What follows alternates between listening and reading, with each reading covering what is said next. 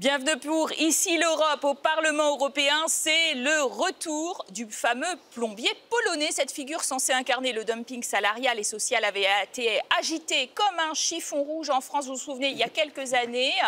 Et aujourd'hui, eh bien, c'est le travailleur détaché qui est au centre des fantasmes et des peurs de 2 millions en effet de salariés travaillent dans un autre pays que le leur sous le fameux statut détaché, c'est-à-dire en payant des cotisations sociales dans leur pays d'origine. D'où des disparités salariales. Inquiets, 7 pays dont la France et l'Allemagne, en pleine année électorale, ont demandé une révision d'urgence de la fameuse directive travailleurs détachés. Et puis 11 pays à l'est de l'Europe s'y étaient opposés à l'époque farouchement. Alors, où en est-on de ce débat très clivant parmi les 28 ? On va en parler avec vous. Elisabeth Morin-Chartier, bonjour. Bonjour. Députée européenne du Parti populaire européen française, alors où le débat fait rage, on l'a dit. Et vous êtes rapporteuse aussi sur ces questions très importantes pour vous également, Renate Weber, bonjour. Bonjour. Puisque vous êtes députée européenne de l'Alliance des démocrates et libéraux en Roumanie, qui envoie un certain nombre de ces travailleurs détachés, qui est attaché à ce principe.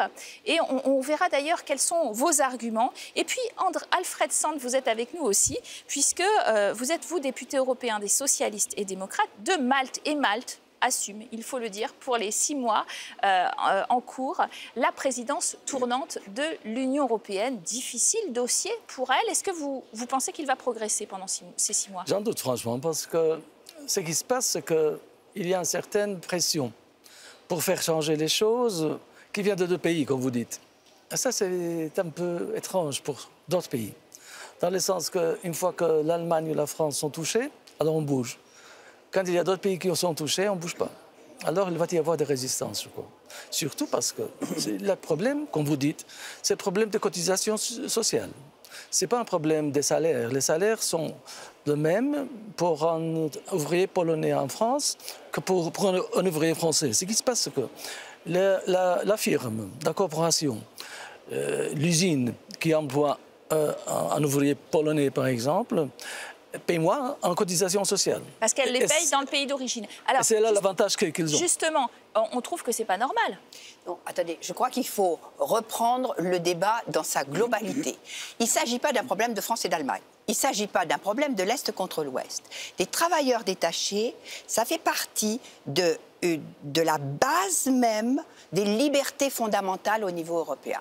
La liberté des citoyens, la liberté des travailleurs qui ont le droit de mobilité. Deuxième point extrêmement important qu'il faut avoir en tête, c'est qu'il n'y a pas des pays qui expédient des travailleurs détachés à l'étranger et d'autres qui reçoivent. Il y a des pays qui reçoivent et qui envoient. Eh bien, c'est le cas de la France, par exemple. La France, elle est le 3e pays qui envoie des travailleurs détachés à l'extérieur et le 2e pays qui reçoit, je le dis pour nos auditeurs parce que c'est extrêmement important. Donc, l'objectif de ce texte, et j'espère bien que la présidence maltaise va nous permettre aussi d'avancer sur ce sujet parce que c'est un texte fondamental, c'est le socle de l'Europe sociale.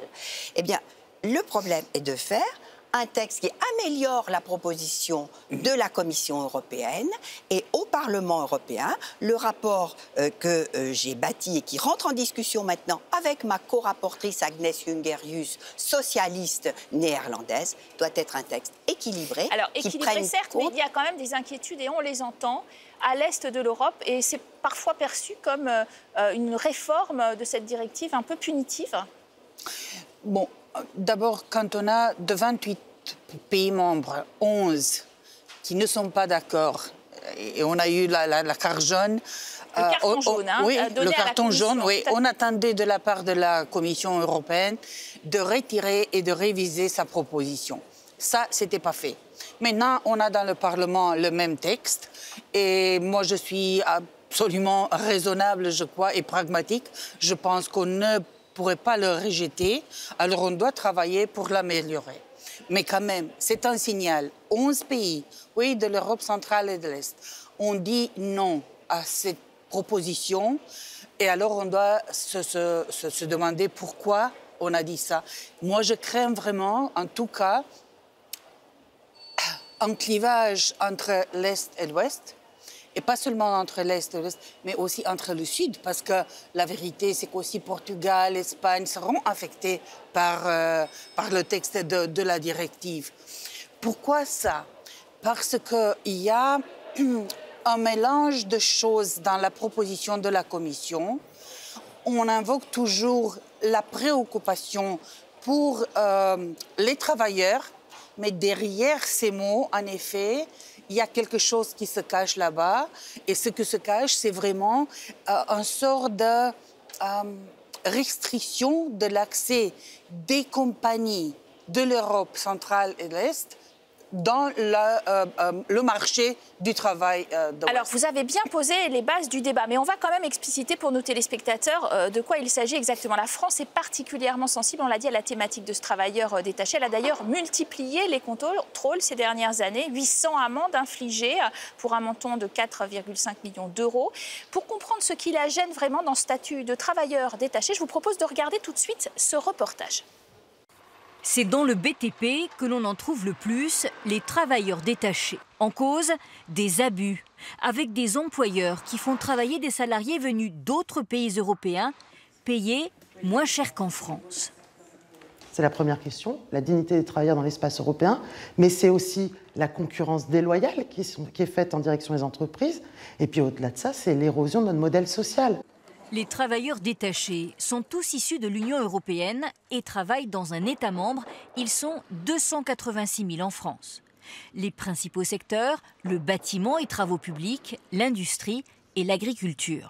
Problème, un ouvrier par exemple qui vient de Pologne n'est pas toujours payé au SMIC. Pourquoi? Car l'employeur retranche parfois les frais d'hébergement, la nourriture, les transports. Quant aux charges sociales, l'entreprise française les paie dans le pays d'origine jusqu'à 30% moins cher.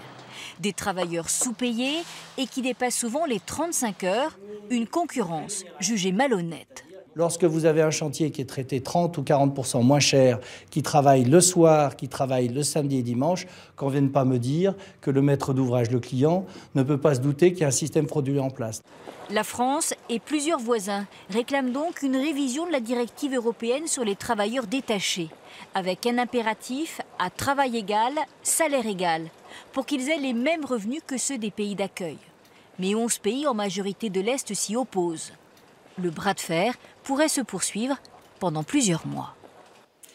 Voilà, on comprend un petit peu mieux les raisons françaises quand même, parce qu'on n'est pas vraiment à travail égal, salaire égal, là, et on peut parler de dumping social dans certains cas. Bien sûr, il y a un vrai dumping social pour les travailleurs détachés qui viennent beaucoup d'Europe de l'Est, comme vous le disiez à l'instant, quand on leur défalque un certain nombre de charges de leur salaire.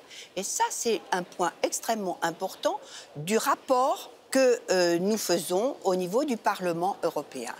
Le terme de rémunération, c'est le point numéro 1 de notre rapport, doit être absolument préservé, c'est-à-dire qu'on doit en exclure le transport, l'hébergement, la nourriture, mais on doit y inclure éventuellement des avantages comme un 13e mois, des avantages financiers, et donc il doit être sanctuarisé. Travail égal, salaire égal, pas de problème. Une fois quand même qu'on va entrer dans le jeu la cotisation sociale, alors il y a une situation où la compétition étrangère, en venant de l'Est, va prévaloir. Mais ça ne sera pas touché. La cotisation sociale sera toujours payée dans le pays de départ. Et c'est justement là qu'il y a le problème. Le problème, c'est le fait. Et les syndicats ont dit ça depuis maintenant une décennie. Ils ont dit justement qu'il y a des situations où la compétition est faussée par le fait que une fois qu'une entreprise ne paye pas la cotisation belge, par exemple, mais paye la cotisation polonaise, alors justement, il y a alors répondez à ça, parce que ça paraît... Bien sûr que je réponds. Écoutez, les travailleurs détachés ne viennent pas parce qu'ils ont rêvé pendant la nuit d'aller dans un autre pays.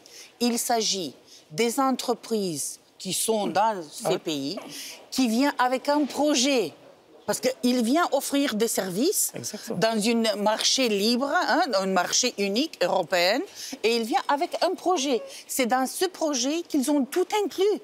Alors quand ils gagnent la possibilité de, je ne sais pas, de bâtir quelque chose dans un pays ou d'offrir des services, et ils viennent avec leurs travailleurs détachés, tout est inclus. Et parlant seulement de salaire égal pour le travail égal, c'est vraiment pas correct parce que imaginez-vous combien d'autres choses les entreprises doivent payer en termes de transport, de per diem, parce qu'il y a aussi de l'hébergement et puis c'est le salaire. Et si on continue de cette manière sans vraiment tenir compte de toutes les autres choses qu'une entreprise doit vraiment payer, alors on les exclut dès le début. Et ça signifie quoi? Ça signifie un marché qui est déjà fermé pour ceux qui sont d'un seul pays. Deux points extrêmement importants pour répondre à vos préoccupations qui sont déjà intégrées dans notre rapport, sur lesquels vous pourrez apporter des amendements si vous le souhaitez. Le premier point, c'est l'élargissement de la base légale. La proposition de la Commission européenne repose sur la libre prestation de services, comme vous le dites à l'instant, chers collègues. Nous avons élargi la base légale au socle social, c'est-à-dire qu'il y a une prestation de service, mais il y a aussi le socle social, donc la lutte contre le dumping social. Ça, c'est le premier point, élargissement de la base légale. Deuxième point extrêmement important, c'est la définition de la durée du détachement. Et là, vous dites que la bonne moyenne, c'est 2 ans. Alors parce qu'au-delà, finalement, c'est plus un détachement, c'est presque du permanent. Je travaille beaucoup sur ce sujet et je travaille sur le terrain pour voir quel va être le bon niveau. Mais effectivement, au-delà d'un certain temps de détachement, qui peut être fixé à 2 ans, sur lequel on peut encore discuter, alors, comme vous le dites, les prestations sociales ne seront plus versées dans le pays d'origine, mais le travailleur détaché tombera sous la législation du pays d'accueil, avec versement des charges sociales dans le pays d'accueil. Donc ça sera un vrai, un vrai travailleur dans le pays d'accueil. Voilà deux vraies réponses aux préoccupations que vous exprimez. La question aussi, mais ça signifie qu'il ne sera plus détaché. Hein? Ah ben, oui, c'est vraiment comme quelqu'un qui est vraiment engagé dans ce pays. Oui. Mais c'est plus de détaché. Mais alors on change toute la directive. Interdit de détacher plus de 2 ans. Non. On parle même de cette période de 2 ans. On peut la faire de 2 ans, de 3 ans, mais c'est la même chose. Ces emplois sont dans le cadre d'un contrat, un grand contrat, entrepris par exemple par une firme polonaise en France ou en Allemagne, contrat. Alors, il détache ces employés-là, il fait tout son projet, et son projet peut durer 2 ans, peut durer 3 ans, 4 ans. Mais je connais des entreprises françaises qui ont des travailleurs détachés à l'étranger pour 3 ans et demi.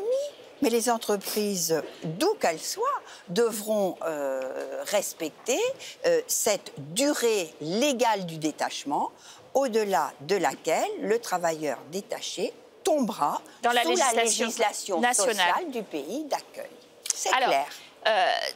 Et autre chose qui est intéressante dans ce débat, c'est vrai, c'est ce qu'on appelle en fait le détachement en cascade. On nous expliquait que par exemple une agence luxembourgeoise d'intérim pouvait aller faire justement un deal avec une autre agence maltaise, un travailleur qui aurait postulé polonais en intérim au Luxembourg via Malte, reviendrait en France ou en Allemagne travailler avec on ne sait plus du tout quel est son pays d'origine finalement. Est-ce que c'est l'agence d'intérim qui fait la loi? Bref, toutes ces agences d'intérim sont en train de prendre énormément d'argent et de marcher de cette façon-là, Monsieur Sant, et ça on le sait, via en particulier ces États que je viens de nommer, et ça ne va pas non plus. Mais écoutez, c'est la logique du marché unique finalement. Si on a une certaine marge d'activité, il va y avoir des intérêts financiers et économiques qui vont essayer d'exploiter ça. C'est normal. Le problème, c'est plus général, à mon avis. Le problème, c'est qu'il y avait un élargissement assez important de l'Union européenne dans les 20 ans qui sont passés. Et justement, l'extension des principes de 4 libertés dans ces contextes est devenu quelquefois compliqué à finalement résoudre. Ça reste un principe très fort, vous disiez, Madame Weber, et qu'il ne faut pas remettre en cause, et que peut-être vous êtes en train de sous-entendre que c'est une façon de le remettre en cause, en tout cas de faire un peu de discrimination, c'est ça? Bien sûr que je crains qu'on peut parler d'une sorte de discrimination. Je viens d'avoir la semaine dernière une réunion avec des associations des employeurs et qui disent qu'ils craignent vraiment que dans quelques années, les entreprises roumaines, par exemple, ils n'envoieront plus des travailleurs détachés. Mais ça ne signifie pas seulement de ne pas envoyer des ouvriers détachés.